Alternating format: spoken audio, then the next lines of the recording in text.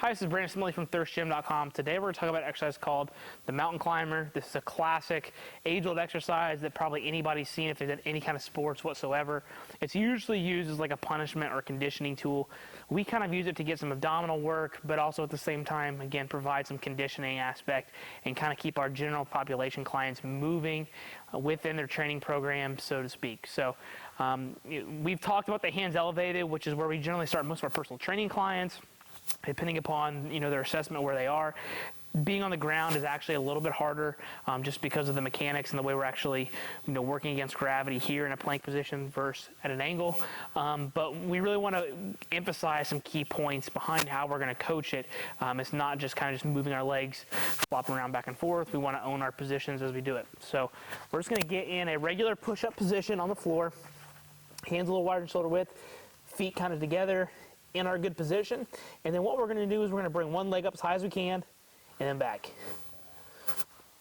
Okay, so we can actually get a lot of good quality movement by slowing the exercise down and focus on pulling that knee up high while my back stays good and flat and neutral.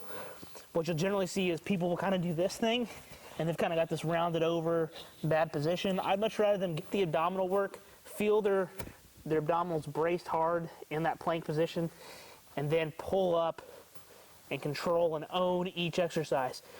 We can dictate whether we want them to like crank them out or not. I prefer to see it a little slower than faster. That's just me. I think we try to overcomplicate some things and can get more benefit by slowing things down and owning the movement.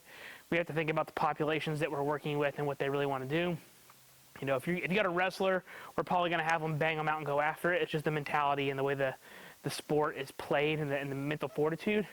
Where a personal training client, so to speak, we're probably going to tell them to own the movement, really focus on good quality movement as a whole, because they're not that crazy athlete. We're trying to provide them some results, so keep that in mind. On your programming side, we generally do these for time. We don't really do them for reps, so to speak, because then what we find is that people are going to try to crank them out really fast to get the reps and get them done. Where if we give them a set time, 20, 30, 45 seconds, they're in that position whether they're moving or not. So we know we're going to get our abdominal work for a certain amount of time, end of story. The question is, can we get them to move their legs in a good quality motion and get some of that trunk stability from anti-rotation, from being on one leg as they move through space, which is what makes it a little bit more difficult. So 3 to 4 sets, 20 to 45 seconds. Superset it, put it in your circuits, put it up as a finisher, something like that, and I think you'll see a little bit more results when you try to own the movement versus just move your legs back and forth. That's all we got for this one. If you got any questions, leave them in the comment section. Thanks. Have a great day.